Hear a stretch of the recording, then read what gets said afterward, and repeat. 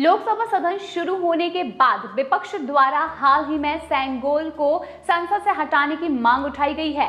बहस छेड़ने वाले समाजवादी पार्टी के सांसद आर.के. चौधरी हैं। उन्होंने सैंगोल को राजा का डंडा बताया है और पूछा है कि क्या इससे सरकार चलेगी। उन्होंने स्पीकर ओम बिरला को पत्र लिखकर कहा कि सैंगोल संसद में नहीं होनी चाहिए। संसद लोकतंत्र का मंदिर है, किसी राजे रजवाड़े का महल नहीं, और इसे हटाकर वहां भारतीय संविधान की विशालकाय प्रतिस्थापित की जानी चाहिए।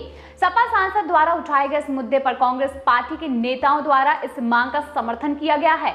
इसी तरह सैंगोल को हटाने की मांग आरजेडी लीडर मीसा भारती ने भी की है। उन्होंने ये कहा कि लोकतंत्र है, राजतंत्र नहीं, सैंगोल हटना चाहिए। उद्धव ठाकरे की शिवसेना के नेता संजय राउत ने इस मुद्दे पर कहा कि वो अपने गठबंधन के साथ बैठ इस पर निर्णय जरूर लेंगे। संविधान अहम है। वहीं भारतीय जनता पार्टी के कई नेताओं ने विपक्ष की ऐसी बातों को सुन हैरानी भी जताई है। बेतुकी बताते हुए कहा है कि सैंगोल किसी कीमत में संसद से नहीं हट सकता।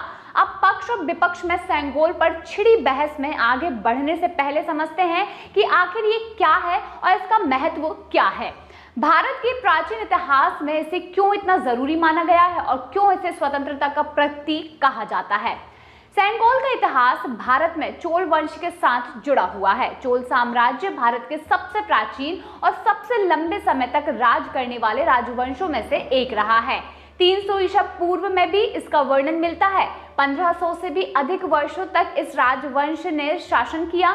बताया जाता है कि चोल राजा शिव भक्त होते थे, इसीलिए इनके राजदंड यानी कि सैंगोल में सबसे ऊपर भगवान शिव के वाहन नंदी की प्रतिमा है।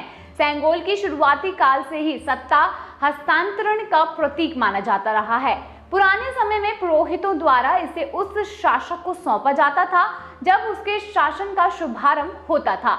भारत में इसकी महत्ता उसी काल से थी। बीच में मुगल काल और अंग्रेजों का राज शुरू होने के बाद इस पर ध्यान नहीं दिया गया।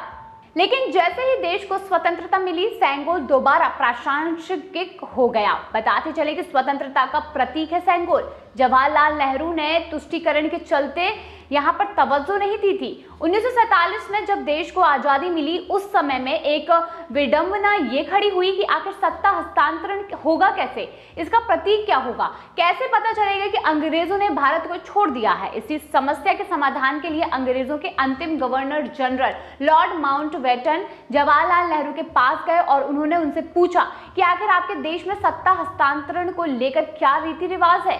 वो उसके मुताबिक आगे की प्रतिक्रिया पूरी करेंगे।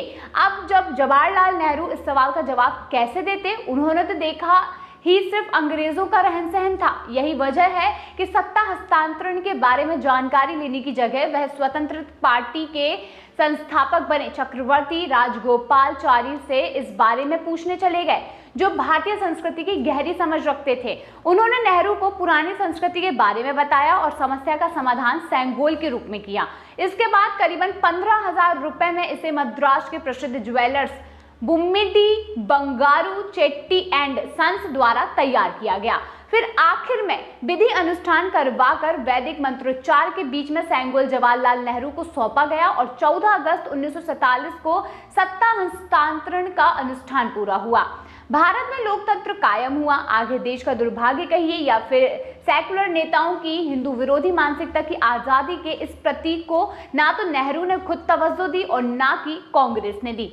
साल 2021 में प्रधानमंत्री मोदी को एक खत के जरिए सैंगोल के बारे में पता चला और ये खत चर्चित डांसर पद्म सुब्रमण्यम ने उन्हें लिखा था। अपने लेटर में उन्होंने पीएम मोदी को सैंगोल के बारे में बताया था। वहीं पीएमओ ने इस लेटर को गंभीरता से लिया और संस्कृति मंत्रालय इस सैंगोल की खोज में जुटी। आखिरकार पता चला कि ये सैंगोल इलाहाबाद के म्यूजियम में रखा हुआ है। सैंगोल के अस्तित्व को कंफर्म करने के लिए मंत्रालय की टीम बुम्मिडी बंगारू चेट्टी परिवार से मिली, जिन्होंने कंफर्म किया कि सैंगोल तैयार किया गया था, जो कि उन्हीं के द्वारा किया गया था। सैंगोल की महत्व जानने के बाद ही पीएम मोदी ने इसे संसद में अहम स्थान देने का संकल्प लिया और 2023 में नए संसद के उद्घाटन के साथ ही इसे भी वहां पर स्थापित किया गया और जन जन को मीडिया के जरिए इसकी महत्ता के बारे में बताया गया। आज इस सदन में संख्या बढ़ने के बाद विपक्ष नेता जो सवाल खड़े कर रहे हैं कि ये सैंगोल राजतंत्र में इस्तेमाल होता था, लोकतंत्र में इसकी जरूरत नहीं है। उन्हें ये सारा इतिहास पढ़ने और समझने की बेहद ज्यादा जरूरत है, ताकि उन्हें भी पता चले कि भारत की संस्कृतियों से नफरत करने में वो इतना ना गिरे कि स्वतंत्रता के प्रतीक को संसद से हटाने की बात छेड़ दें। उनके लिए इस चिन्ह से नफरत केवल इसलिए है क्योंकि इसका संबंध प्राचीन भारत से है, जहां वेदों का महत्व हुआ करता था। विपक्ष द्वारा अचानक सदन की शुरुआत होने के बाद सेंगोल हटाने की मांग उठना सिर्फ ये दिखाती है कि उनके पास राष्ट्र हित से जुड़े या फिर जनता से संबंधित कोई भी मुद्दा नहीं बचा है। वो सत्ताधारी पक्ष को जनता के हित में काम करने की सलाह या फिर तरीके बताने की बजाय अपने में ही उलझे हुए हैं।